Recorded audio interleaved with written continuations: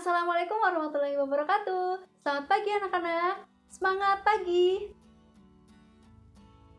Kalau ibu bilang semangat pagi, kalian menjawabnya dengan pagi, semangat pagi. Oke, bisa? Kita ulangi sekali lagi ya. Semangat pagi.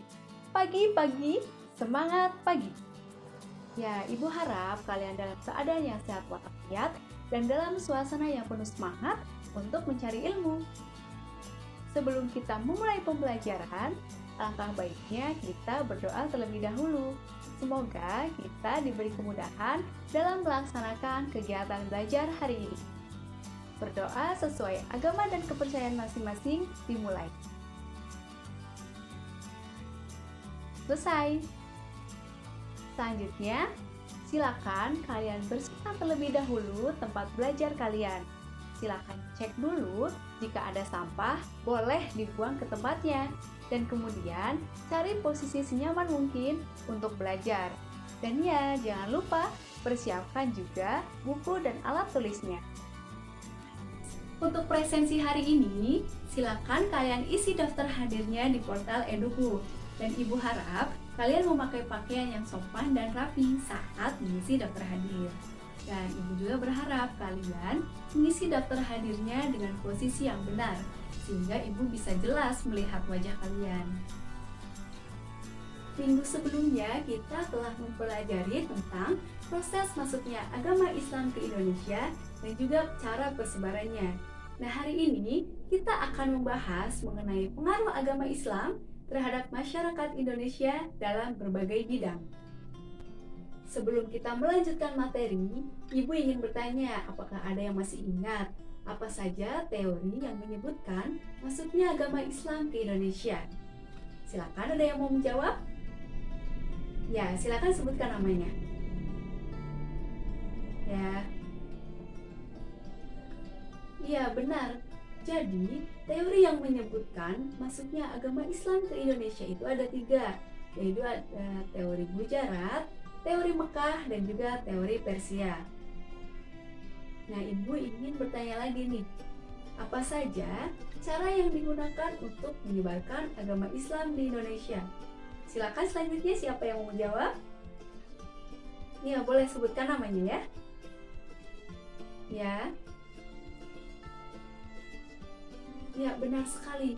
Jadi ada 4 cara yang digunakan dalam menyebarkan agama Islam di Indonesia, yaitu melalui perdagangan, melalui pendidikan, pernikahan, dan juga kesenian. Selanjutnya, ibu ada cuplikan video sebelum kita membahas materi hari ini. Silakan kalian simak terlebih dahulu videonya. Semuanya terasa berubah semenjak makhluk kecil Tuhan itu mewabah. Apa yang kita anggap rumah, namun saat ini tak senyaman sekolah. Hari-hari hanya dimulai dengan goresan pena, tanpa adanya kita yang saling bertatap muka. Canda, tawa, dan cerita. Dunia maya sebagai perantara. Kali ini belajar terasa senyap. Memahami materi sulit, ku coba menatap. Mencari sinyal, ku harap berbaris lengkap. Sembari duduk, bersandar, dan bercakap. Membosankan, melelahkan. Namun, belajar di rumah sebuah keharusan. Mungkin ini salah satu cara Tuhan untuk melihat kita dalam kesungguhan. Akankah kita senantiasa tersenduh? Tapi lihatlah, masa depan sedang menunggu. Tugas kita sekarang menciptakan semangat baru untuk terus maju dan saling membahu. Aku tahu kita lelah dan resah, tapi yakinlah, semua akan kembali pulih dan terarah. Tetap semangat, pantang menyerah. Sampai jumpa kembali, menuntaskan ambisi kita di sekolah.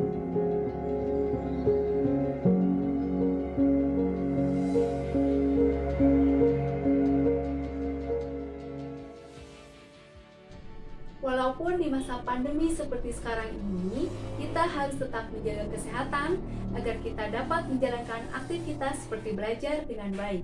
Seperti yang dikatakan oleh Ki Hajar Dewantara, yaitu setiap orang menjadi guru dan setiap rumah menjadi sekolah. Jadi, walaupun kita belajar dari rumah, tetap saja kita dapat memperoleh ilmu pengetahuan. Nah, langsung saja kita bahas materi yang akan kita pelajari hari ini, yaitu tentang pengaruh agama Islam terhadap masyarakat Indonesia dalam berbagai bidang. Kita langsung saja ke bidang yang pertama, yaitu bidang politik. Coba kalian amati gambar di samping. Nah, apa yang kalian lihat dari gambar ini? Ya, dua orang yang berbeda. Yang satu ini adalah raja dan yang satu adalah sultan. Nah, berarti dalam bidang politik, pengaruh agama Islam di Indonesia ini mengubah kerajaan-kerajaan di Indonesia menjadi kesultanan. Pada sistem kesultanan inilah nilai-nilai Islam menjadi dasar dalam pengendalian kekuasaan. Lalu pengaruh yang kedua yaitu pengaruh dalam bidang sosial. Nah, gambar di samping adalah sistem kasta. Setelah agama Islam masuk ke Indonesia, sistem kasta yang ada dalam ajaran Hindu-Buddha menjadi pudar. Hal ini dikarenakan ajaran Islam tidak menerapkan sistem kasta. Meskipun tidak memiliki sistem kasta, pada masa Islam, penggolongan dalam kelompok masyarakat masih tetap ada. Contohnya di Jawa. Di Jawa, seorang ulama akan diberi gelar kiai, yaitu sebuah gelar yang menunjukkan bahwa ia memiliki kedudukan yang lebih tinggi dalam struktur sosial masyarakat.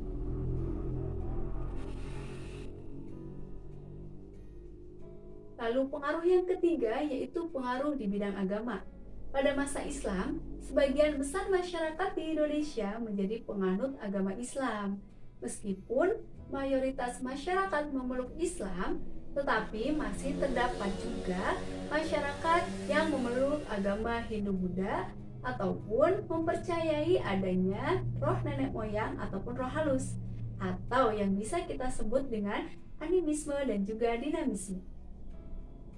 Pengaruh yang keempat nih, pengaruh yang terakhir yaitu dalam bidang kebudayaan. Pengaruh agama Islam yang datang ke Indonesia tidak bertolak belakang dengan kebudayaan asli di Indonesia. Nah, kebudayaan yang sudah ada di Indonesia ini kemudian diakomodasi ataupun dimodifikasi sesuai dengan ajaran Islam. Hal ini menyebabkan terjadinya adanya alkulturasi kebudayaan antara budaya asli penduduk Indonesia dengan budaya Islam. Adapun hasil akulturasinya dapat dilihat dari contoh video berikut ini. Berdiri sejak tahun 956 Hijriah atau 1549 Masehi, Masjid Menara Kudus yang terletak di Desa Kauman, Kudus, Jawa Tengah, menjadi salah satu tempat bersejarah bagi penyebaran agama Islam di Indonesia, khususnya di Tanah Jawa. Pendirian masjid ini bermula saat Sunan Kudus yang pulang dari Mekah setelah menunaikan ibadah haji membawa sebuah batu dari Baitul Maqdis, Palestina. Batu itu kemudian diletakkan sebagai batu pertama pendirian Masjid Al-Aqsa yang belakangan lebih dikenal dengan sebutan Masjid Menara Kudus. Disebut Masjid Menara Kudus karena masjid ini memiliki menara di sisi timur dengan arsitektur yang kental dengan budaya Hindu. Di bagian dalam masjid terdapat 2 buah gapura yang sering disebut gapura kembar.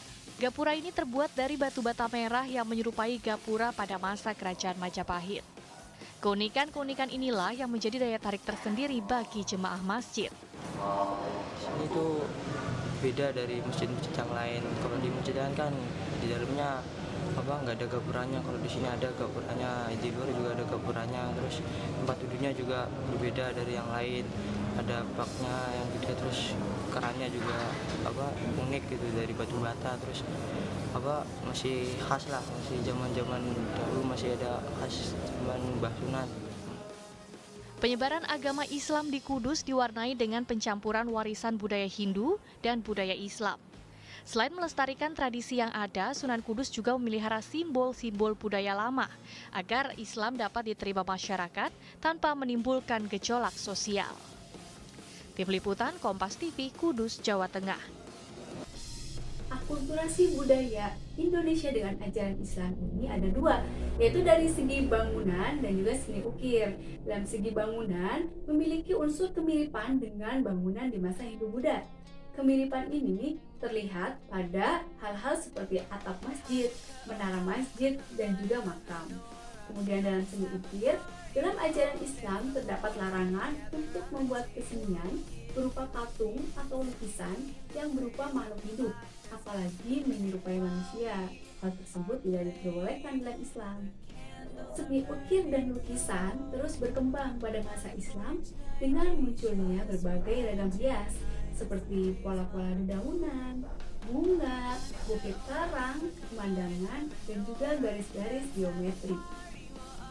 Nah, meskipun dalam tradisi Islam ini melarang untuk menggambarkan bentuk manusia atau makhluk hidup, nah, biasanya relief ini digunakan untuk menghiasi masjid ataupun makam.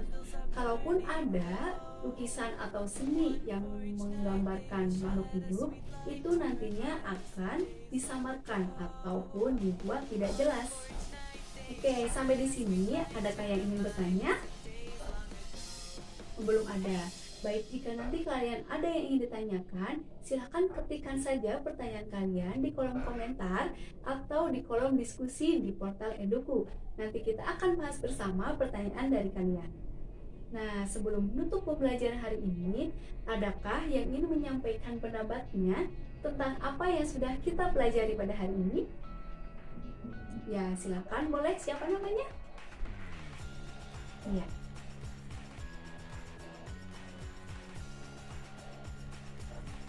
Ya, benar. Jadi agama Islam ini membawa banyak pengaruh dalam berbagai bidang di Indonesia. Nah, di Indonesia sendiri mengalami banyak perubahan dari masa Hindu-Buddha hingga akhirnya agama Islam masuk ke Indonesia. Nah, dan sekarang ini agama Islam menjadi agama yang mayoritas dianut oleh masyarakat Indonesia. Nah, silakan kalian baca materi yang sudah dipelajari hari ini, kalian ulas kembali dan kalian pahami kembali agar apa yang Ibu sampaikan dapat bermanfaat dan tentunya dapat menambah ilmu pengetahuan untuk kalian. Selanjutnya, Ibu ada tugas untuk kalian. Ibu menyiapkan 10 pertanyaan dan silahkan berikan jawabannya melalui lembar teka-teki silang ataupun TTS yang sudah Ibu sediakan. Nah, karena masih ada waktu kurang lebih 20 menit, silakan kalian kerjakan terlebih dahulu, kemudian kumpulkan hasilnya dengan menguploadnya ke portal Eduku. Nah, untuk tugasnya, apakah ada yang ingin ditanyakan? Oke, sudah cukup jelas? Ya, cukup sekian pembelajaran hari ini. Selanjutnya silakan kalian baca dan cari materi mengenai kerajaan-kerajaan Islam yang ada di Indonesia. Nah, sebelum kita menutup pembelajaran, alangkah baiknya kita berdoa terlebih dahulu. Berdoa dimulai. Selesai. Nah, cukup sekian. Apabila Ibu ada salah kata, Ibu mohon maaf yang sebesar-besarnya. Kalian tetap jaga kesehatan dan juga jangan lupa tetap semangat dalam belajar. Terima kasih. Wassalamualaikum warahmatullahi wabarakatuh.